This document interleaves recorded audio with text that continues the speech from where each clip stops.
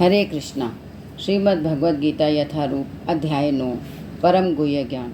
श्री भगवान ने कहा, हे अर्जुन, चूँकि तुम मुझसे कभी ईर्ष्या नहीं करते, इसलिए मैं तुम्हें यह परम गुह्य ज्ञान तथा अनुभूति बतलाऊंगा, जिसे जानकर तुम संसार के सारे क्लेशों से मुक्त हो जाओगे।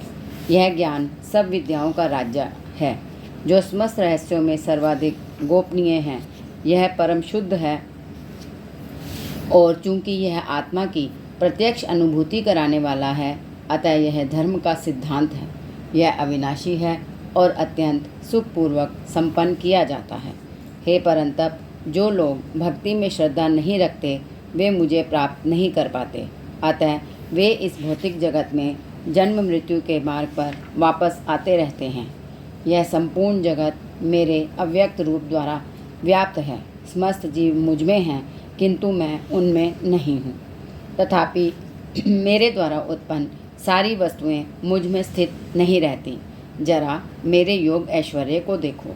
यद्यपि मैं समस्त जीवों का पालक भरता हूँ और सर्वत्र व्याप्त हूँ, लेकिन मैं इस विराट अभिव्यक्ति का अंश नहीं हूँ, क्योंकि मैं सृष्टि का कारण स्वरूप हूँ। जिस प्रकार सर्वत्र प्रहवमान प्रबल वायु सदैव आकाश में स्थित रहती है, उसी प्रकार समस्त उत्पन्न प्राणियों को मुझ में स्थित जानो। हे कुंती पुत्र, कल्प का अंत होने पर सारे प्राणी मेरी प्रकृति में प्रवेश करते हैं, और अन्य कल्प के आरंभ होने पर मैं उन्हें अपनी शक्ति से पुनः उत्पन्न करता हूँ। संपूर्ण विराट जगत मेरे अधीन है। यह मेरी इच्छा से बारंबार स्वतः प्रकट होता रहता है, और मेरी ही इच्छा से अंत में विनष्ट होता है। हे धनंजय, ये सारे कर्म मुझे नहीं बांध पाते हैं। मैं उदासीन की भांति इन सारे भौतिक कर्मों से सदैव विरक्त रहता हूँ। हे कुंती पुत्र, यह भौतिक प्रकृति मेरी शक्तियों में से एक है, और मेरी अध्यक्षता में कार्य करती है, जिससे सारे चर तथा अचर प्राणी उत्पन्न होते हैं। इसके शासन में यह जगत बारंबार सृजित और विनष्ट होता रहता है। जब मैं मनुष्य रूप में अवतरित होता हूँ, तो मूर्ख मेरा उपहास करते हैं। वे मुझ परमेश्वर के दिव्य स्वभाव को नहीं जानते। जो लोग इस प्रकार मोहग्रस्त होते हैं, वे आसुरी तथा नास्तिक विचारों के प्रति आकृष्ट रहते हैं। इस मोहग्रस्त अवस्था में उनकी मुक्ति आशा, उनके सकाम कर्म तथा ज्ञान का अनुशीलन सब निष्फल हो जाते हैं। हे पार्थ, मोह मुक्त महात्मा जन दैवी प्रकृति के संरक्षण में रहते हैं। वे पूर्णतः भक्ति में निमग्न रहते हैं, क्योंकि वे मुझे आदि तथा अविनाशी भगवान के रूप में जानते हैं। यह महात्मा मेरी महिमा का नित्य कीर्तन करते हुए, दृढ़ संकल्प के साथ प्रयास करते हुए, मुझे नमस्कार करते हुए भक्ति भाव से निरंतर मेरी पूजा करते हैं। अन्य लोग जो ज्ञान के अनुशीलन द्वारा यज्ञ में लगे रहते हैं, वे भगवान की पूजा उनके अद्वैय रूप में, विविध रूपों में तथा विश्व रूप में करते हैं। किंतु मैं ही कर्मकांड, मैं ही यज्ञ, पितरों को दिया जाने वाला तर्पण, औषधि, दिव्य ध्वनि, मंत्र, घी, अग्नि तथा आहुति हूँ। मैं इस ब्रह्मांड का पिता, माता, आश्रय तथा पितामह हूँ। मैं ज्ञेय, जानने योग्य, शुद्धिकर्ता तथा ओमकार हूँ। मैं ऋग्वेद, सामवेद तथा यजुर्वेद भी हूँ। मैं ही लक्ष्य, पालनकर्ता, स्वामी, साक्षी, धाम, शरणस्थली तथा अत्यंत प्रिय मित्र हूँ। मैं सृष्टि तथा प्रलय, सबका आधार, आश्रय तथा अविनाशी बीज भी हूँ। हे अर्जुन, मैं ही ताप प्रदान करता हूँ और वर्षा को रोकता तथा लाता हूँ। मैं अमरत्व हूँ और साक्षात मृत्यु भी हूँ। आत्मा तथा पदार्थ, सत तथा असत दोनों मुझ ही में हैं।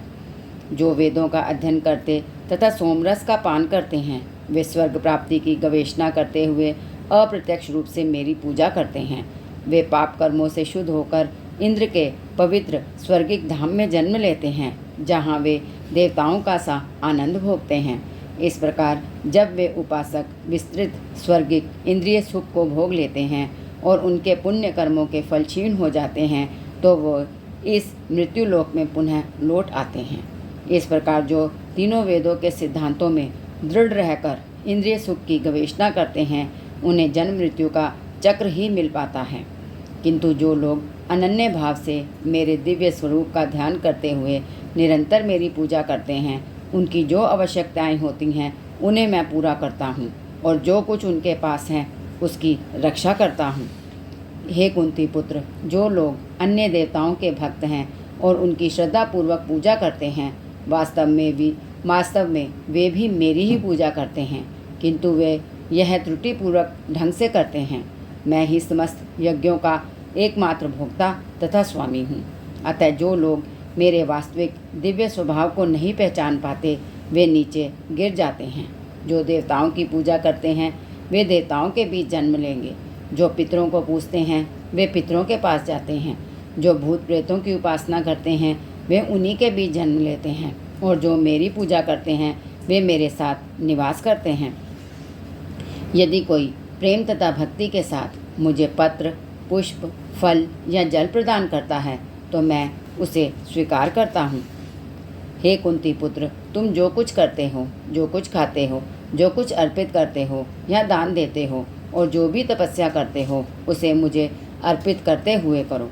इस तरह तुम कर्म के बंधन तथा इसके शुभ अशुभ फलों से मुक्त हो सकोगे। इस संन्यास योग में अपने चित्त को स्थिर करके तुम मुक्त होकर मेरे पास आ सकोगे। मैं ना तो किसी से द्वेष करता हूँ, ना ही किसी के साथ पक्षपात करता हूँ। मैं सबों के लिए समभाव हूँ, किंतु जो भी भक्तिपूर्वक मेरी सेवा करता है वह मेरा मित्र है, मुझ में स्थित रहता है और मैं भी उसका मित्र हूँ। यदि कोई जघन्य से जघन्य कर्म करता है, किंतु यदि वह भक्ति में रत रहता है तो उसे साधु मानना चाहिए, क्योंकि वह अपने संकल्प में अडिग रहता है। वह तुरंत धर्मात्मा बन जाता है और स्थायी शांति को प्राप्त होता है। हे कुंती पुत्र, निडर होकर घोषणा कर दो कि मेरे भक्त का कभी विनाश नहीं होता है।